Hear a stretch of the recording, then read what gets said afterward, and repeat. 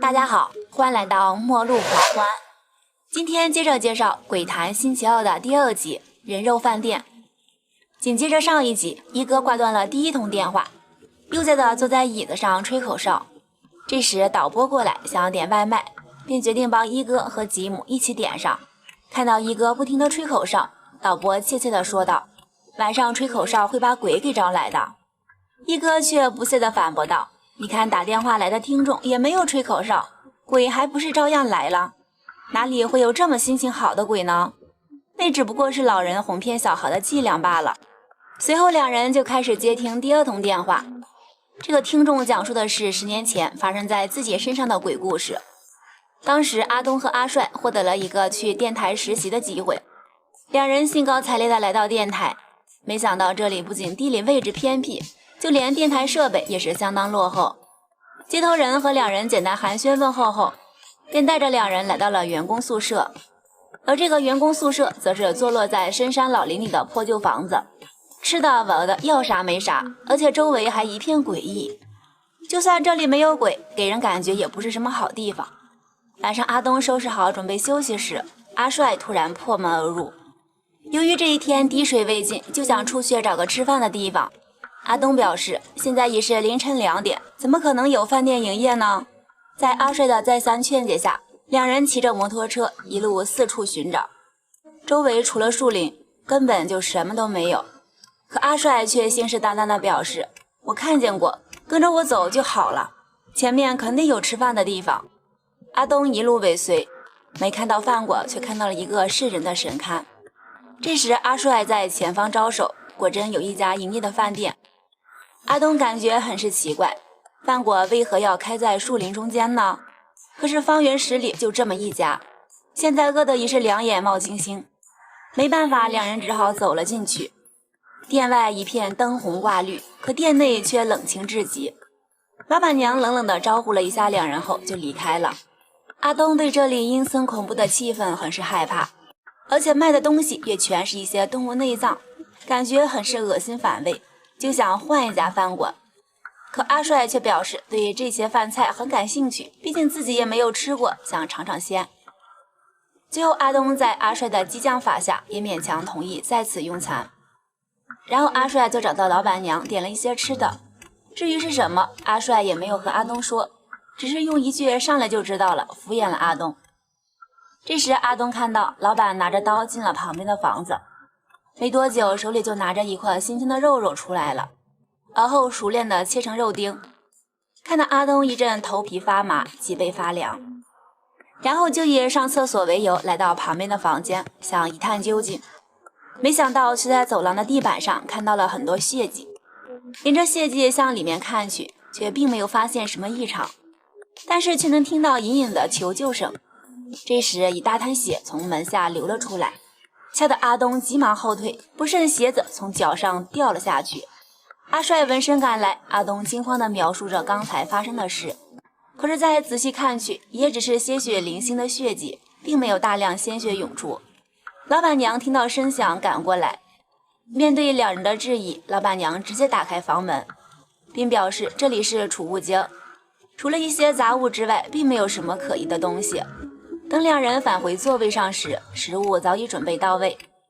看着这鲜红的肉丁，阿东疑惑地表示：“确定这东西可以吃吗？”阿帅却毫不忌讳地直接试吃。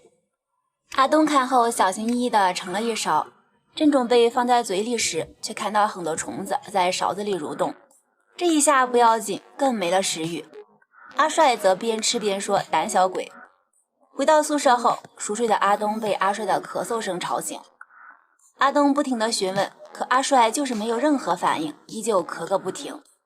阿东隔着墙好像听到了虚弱的求救声，突然一声巨响，就在阿东纳闷时，墙上的衣服接连掉下，然后就是一阵急促的敲门声。门慢慢的被打开，发出咯吱咯吱的声音，而后一个模糊的黑影出现，吓得阿东不停地大叫阿帅的名字。这时另一边的阿帅则迷迷糊糊地指责阿东。阿东再向门口看去，黑影已消失不见。那么刚才的黑影到底是什么呢？难道真的是鬼不成？阿东疑惑地质问阿帅，刚才为什么不停地咳嗽？可阿帅却表示自己并没有咳嗽，应该是你做梦了吧。第二天一早，两人照常来到电台上班，刚进门就看到了一个大婶正在向接头人寻求帮助，想借助电台寻找自己失踪1天的女儿。接头人把寻人启事给了阿帅，让他在电台上发布一条寻人告示。阿东则被安排和新闻部的工作人员一起外出采访，直到很晚，阿东才返回电台，看到阿帅早已下班独自回去，便打去电话，却没有人接听。阿东只好骑车回宿舍，深夜的马路上阴森恐怖。阿东则看见了一个浑身脏兮兮的诡异女孩，出于好心，阿东想顺路载她一段路程。女孩说自己要回家。这时阿东突然想起了早上在电台一位大婶寻找女儿的事，认为这个女孩应该就是那个大婶要找的女儿，然后就拿出手机让女孩给家里报个平安。这时正好阿帅打来电话，阿帅表示大婶的女儿今天下午就回家了，这让阿东一脸懵。四下看去，刚才的长发女孩已消失不见，那么她到底是谁呢？阿东也管不了那么多，吓得他直接开溜。第二天两人在一起吃饭，阿帅则聊到了电台的一则恐怖传闻。曾经有一个父亲到电台来找女儿，没想到他女儿晚上就出现在了电台，电台还有人主动送他女儿回家。可是在送他回家的路上，就感觉周围的空气逐渐阴冷，身后还传来诡异的声响。转头看去，在他身后的女孩早已死去。从那以后，每晚这个女孩都会出现在电台。阿帅推测，阿东昨晚遇见的应该就是那个女鬼，幸亏自己及时打电话过去，不然后果就不堪设想。阿帅感觉这家餐馆的味道很是清淡，决定晚上下班再去那家树林里的餐馆吃饭。阿东提醒道，那里都是一些奇葩的食材，根本无法入口。可阿帅却表示超级好吃，昨晚自己还去过那里，只是偷偷看了几眼老板的女儿，又向老板娘简单打听了一下他女儿的情况，老板就一直死死盯着自己不放，好像要吃掉自己一样。晚上阿东在宿舍看书，突然隔壁房间的灯亮了，就以为是阿帅回来了，也没有太在意。没多久就从隔壁传来剧烈的咳嗽声，不管自己怎么喊，阿帅都不做回应。随着咳嗽声越来越严重，阿东站起来，透过窗户的缝隙看到阿帅正在姿势怪异地做着什么。阿东感觉情况不对劲，立马来到阿帅房间查看，却诡异地来到了那个饭馆走廊，看到阿帅在走廊尽头跪着啃食着什么东西。阿东慢慢靠近，竟看到阿帅拿着一只手在啃食，然后直接就向自己扑了过来。这时阿东从梦中惊醒，以为是噩梦一场，也没有太当回事，然后就来到阿帅的房间，准备一起上班，却看到墙上挂着的那件衣服，正是自己昨晚做梦阿帅穿的那件衣服，而且胸前还沾满了血迹。阿东问道，衣服上沾了什么？可阿帅却很是生气，表示什么都没有，还大声斥责，我说没有就没有。阿东也打算不再继续深究。这时一哥打断，那衣服上的血是真的吗？对方回答道，血是真的，只不过血是野生动物的血。从这个回答可以肯定，电话那头给我们讲鬼故事的应该就是阿帅。这个回答也让一哥松了一口气，但是接下来对方却又以阿东的身份来讲故事。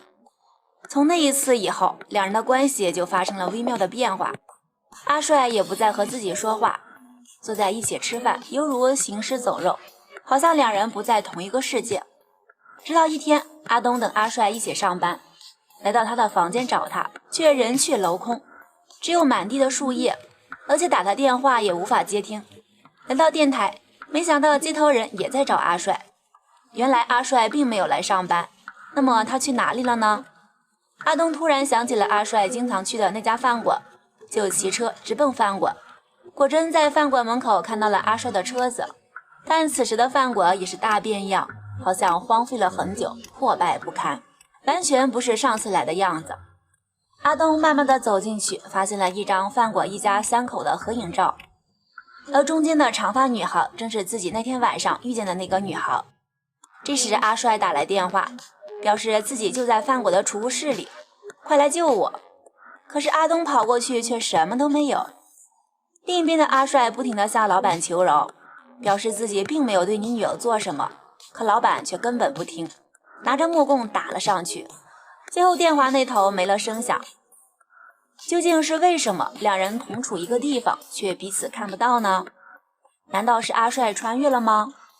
不知所措的阿东只好返回电台，询问接头人之前一位父亲到电台找女儿的事，然后拿出那张照片让接头人确认。接头人迟疑了片刻，表示照片上的这一对夫妻早已去世，他们的店也早已关闭。他们的女儿失踪后，老板来这里让电台帮忙寻找女儿。后来夫妻俩得知女儿遇害，而且凶手就是来店里吃饭的顾客。从那以后，只要找到一个顾客，老板就会询问真相，然后再折磨致死。更残忍的是把顾客的肉剁碎做成美食，再让顾客品尝。为此夫妻俩杀了不少顾客，没多久夫妻俩就自杀了。现在阿东终于明白，原来两人去的那个饭馆是一家鬼店，好兄弟从那里吃的东西应该就是用人肉制作而成的。这也就可以解释为什么阿帅晚上不停地咳嗽，白天却全然不知，原来他早已被鬼附身。从接头人办公室出来，阿东看到了一个神龛，瞬间想起了第一次去那个饭馆的路上就曾看到过一个类似的神龛，那么阿帅的失踪肯定和那个鬼饭馆有关。于是这天晚上，阿东决定孤身一人去救自己的好兄弟。在去鬼饭馆的路上，又遇到了那个长发女孩。阿东怯怯地表示，你父亲在家等着你，我送你回家吧。就这样，女鬼和阿东坐上了回家的车。距离鬼饭馆越来越近时，女孩的脸也变得越来越没了人形，开始慢慢腐烂，血水也不断地滴在阿东的衣服上。阿帅这边从昏迷中醒来后，看到老板正在磨刀，如果现在不抓紧时间逃跑，就难逃虎口了。然后利用铁笼割开了自己手上的绳子，没想到动静却惊动了正在磨刀的老板。阿帅无意间摸到了手机，就给阿东打电话求救。可此时的阿东则争分夺秒地向鬼饭馆赶来，根本顾不上接电话。突然一道强光乍现，就在老板手起刀落的瞬间，女儿回来了，一家三口团聚，而阿东也一瘸一拐地来了，解开了阿帅脚上的绳索，两人相互搀扶着走出了鬼饭馆。此时温暖的阳光照在两个兄弟身上，画面一转，两人出现在了漆黑的路上。阿帅一抬头看到了横在马路中央的阿东，再回头，那个鬼饭馆已是残破不已。此时一哥再次打断，不解地问道，在地上看到了谁的尸体？对方爽快地回答，是阿东的尸体。那就是说阿东已死，现在给我们讲鬼故事的应该就是阿帅。这个答案让一哥大为震惊。这时导播拎着外卖找到了一哥，一哥抱怨导播给的热线过于吓人，现在连食欲也没有了。而导播打开饭盒一看，瞪大眼，更是震惊不已。原来是一哥的饭里没有勺子。导播故意来这么一出，就是想缓解一下刚才一哥的紧张心情。与此同时，在电台的安全出口处，则出现了一个手握菜刀正在剁肉的人影。今天的解说到此为止，如果喜欢的话就点赞、关注、收藏、转发一下吧。感谢大家观看，我们下期再见。